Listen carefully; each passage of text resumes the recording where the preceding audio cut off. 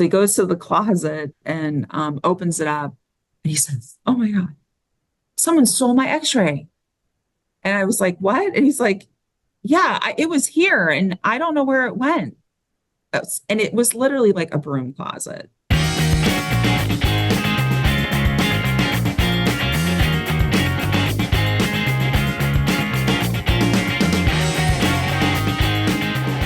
Jen, we're familiar with certain providers that are quote unquote mills, where patients are directed there by certain plaintiffs' attorneys or others, and they state that procedures are done, and sometimes they're not done. And I remember a very interesting story that you told about clinic inspections and also, provider fraud. And I was wondering if you could just share that with everybody. Yeah, absolutely. So part of looking at medical provider fraud, one, we evaluate because there's different types of fraud within the medical provider piece. So when I reference that, I mean, you've got issues where you truly have billing for services not rendered, and then also just manipulation of the billing in general. So in our world, we call it upcoding and unbundling. So it's just in regards to how charges should be lumped as a bundle, they're separating it. So for people, just layman terms, kind of like an a la carte when it shouldn't have been. So that's the one thing that we evaluate. But the other piece is the actual fact that you have maybe potential for unlicensed activity. And it's not just the doctor themselves. It's also the fact that they've got people, employees, and there's different, now each state's a little bit different, but most states do have requirements around whether they're, let's say they're, registered chiro assistant, people that do diagnostic. So we want to make sure that they've got any of the certifications to be able to even do x-rays, MRIs, that kind of thing. We also look at the fact that are they truly involved with staged ring activity? So in those scenarios, you really do have a runner. And then a lot of times that runner is associated with a specific clinic. I've had it where the runner is actually associated with a multitude of clinics, but they're all linked together somehow. Whether you have different medical directors, owners of those clinics, they know each other or there's ownership together. So we look at that to figure out what exactly is going on. I have actually worked cases where the runner actually makes more than the doctor. So that kind of tells you like how involved it can actually be. And so what we would do is that we obviously we'd have to have authorization from the clinic. Some clinics, I will tell you, they said leave immediately. Which obviously gives you the heads up, right? Like what's going on. But then I've had other clinics where they're like, sure, come on in. They've been great and they want to show you around. They want you to have an idea. And so when you go in there, it gives you a better idea of exactly what type of equipment do they have? Is it operating? Does it exist? Is there licensing up front? We want to see, is it being present to any kind of a patient that's coming in? So when we're evaluating what that clinic looks like, it's interesting. So some clinics are like what you and I would think, right? You go in, it's just like any other medical facility. Other clinics I have walked into that I felt like I was walking into somebody's family room. And a lot of times those are the ones I was talking about where they're suspect because what they're doing is there's potential that they know that there could be surveillance being run outside in the parking lot by the SIUs or, who's been contracted to complete the surveillance. So they stay in there and they'll watch TV or they'll just, do whatever it is. And they're just waiting their time. They're watching their watch and say, okay, now I'm done. And then they just sign some forms and they walk out. So they never were treated. Now you say to yourself, why would somebody do that? Because they're getting paid. Then there's also the actual equipment not existing. So like I've had scenarios where, and I shared with you, Tim, because this was kind of a funny scenario. I had seen, I was investigating a specific clinic, and one of the issues that we saw was the way that they were billing for x-rays. I had asked for actually x-ray films. I wanted to see the films. They did honor the request. The films all kind of seemed to fit the same one. I was like, wait a second, how can this be? That kind of thing. And the nameplate is where it became suspect when we were identifying it. So that gave the heads up to go into the clinic. I spoke with the doctor who was the owner and came to say, well, can I see your x-ray equipment? So he goes to the closet and opens it up. And he says, oh my God, someone stole my x-ray. And I was like, what? And he's like, yeah, it was here and I don't know where it went. And it was literally like a broom closet. Now, you and I both know that, I mean, they make different sizing for x-rays, but there was no way, right? We were able to work through that. We had our legal involved and, all those claims were withdrawn. We wouldn't have known that if I had not gone out there physically, and also, like I said, full cooperation from the medical facilities. Not all of them are going to let you in. So there's follow-up on what you're going to need to know whether that equipment actually exists. I mean, I've had different scenarios too where equipment that they're billing for doesn't work. We'll see like paraffin wax being charged. We'll see a lot of these things like within chiro visits. I had one with ice packs. There was a charge for the ice packs, and there were no ice packs at the facility at all. They opened up their like cafeteria area where people would warm up their lunches and things like that, and said, oh, they're in here, and they weren't in there either. So not that that would be very clean, just scenarios like that where you're getting massive amounts of billing for something that doesn't even exist. But the unlicensed activity is really where we really want to keep a complete eye on, because that's the stuff the state has to know. I mean, you've got medical that's saying that's being charged and they could potentially be providing it and they're not licensed.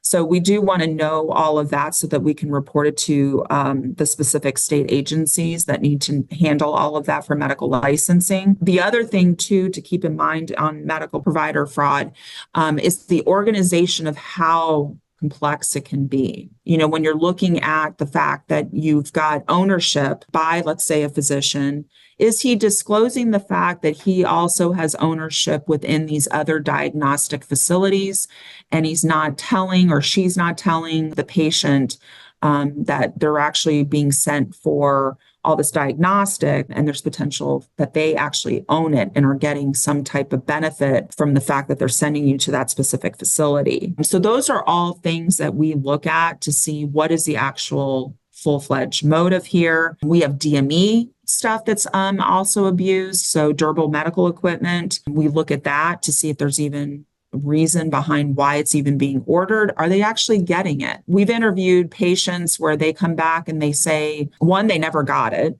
or two, they said that like TENS units. This is a perfect example, TENS units. I've actually interviewed patients that have boxes full of batteries, electrodes, all this other stuff.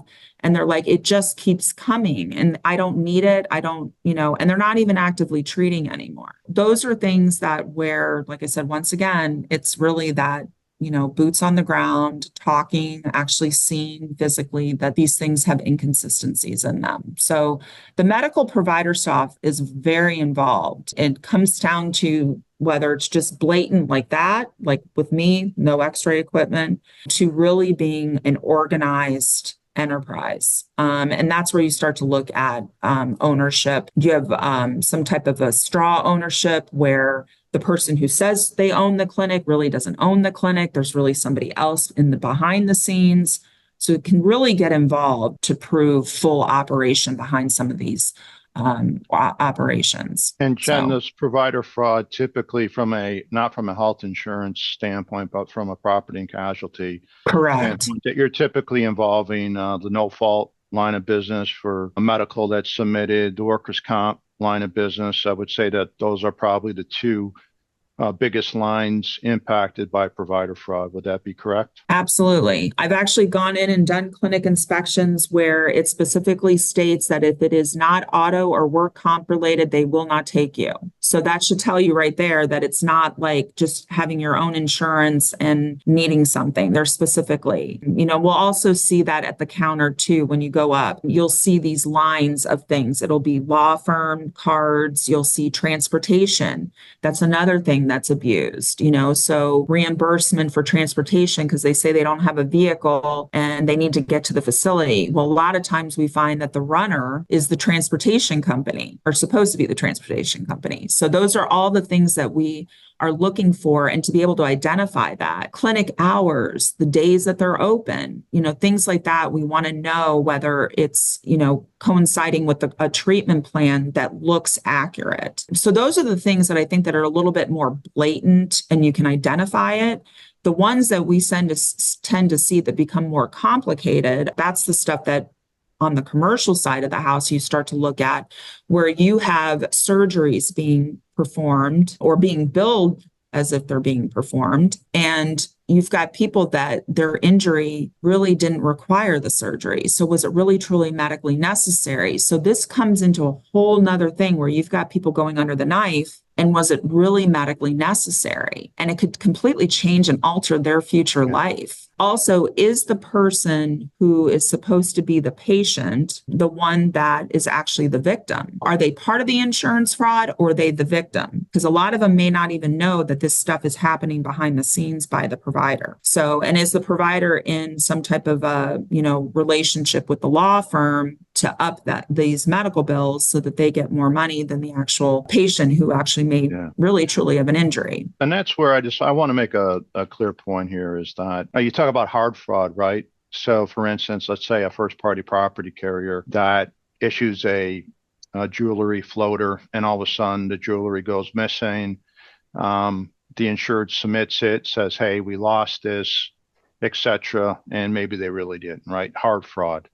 But in many cases with liability type scenarios, it could be auto, it could be general liability, in a circumstance where somebody claims that, they were injured. And if they can find a provider that is going to basically do a procedure that maybe really isn't needed, and they're going under the knife to inflate the value of that claim, it's really next to impossible to prove fraud in those circumstances, because you have a doctor that's saying that the person needed it. Now, we can be entitled to our own independent medical examiners that say it wasn't medically necessary, but to raise that to the level of fraud and say, hey, this is fraudulent, as I stated, next to impossible. That's where you have to really put the resources into a case as far as spending money on experts, medical experts. And that's where you have to put this information before a jury and say, hey, this is what we have. This is what their condition was prior to the accident. This is what they treated. Here's what the x-ray stated. Yes, they went under the knife, but our experts are saying that it wasn't necessary for them to go under the knife. Now, can't really prove it's fraud, but what you're trying to demonstrate to a jury is that it wasn't medically necessary and wasn't causally related to the accident. So there's a big difference there between hard fraud and, these arguments of, hey, this was medically necessary, where we're arguing it isn't medically necessary. And this is where NICB is important, working with other carriers, that you can have a pattern and practice of the same attorneys, the same doctors doing the same things time and time and time again, where you can say, hey, this is something that's going on continuously. There's a coordinated effort here with the same individuals. That's the really only way you can turn it into a, quote, fraud case. Absolutely. Because you hit right on with the pattern, right? The actual operation, it can act as if, you have multitude of disciplinary medical providers. So you might have a chiro, you might have a pain management, you might have an ortho, then you got a diagnostic, then you got a surgery center. You got all these things that are happening, a DME company, they're all together. The pattern is that you continuously see the same ones all lined like that.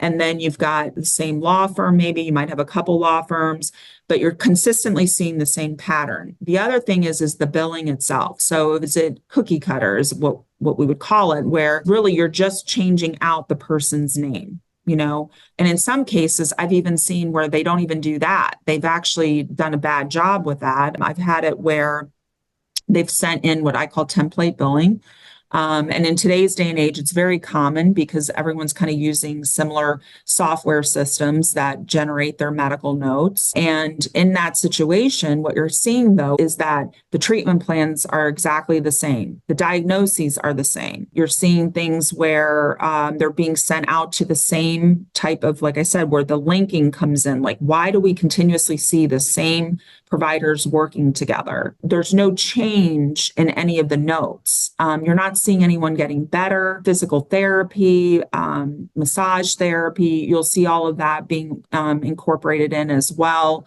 And is there just the same, just the same thing happening? Hundreds of visits. Different patients, but the same type of stuff happening on everybody. Nothing's changing.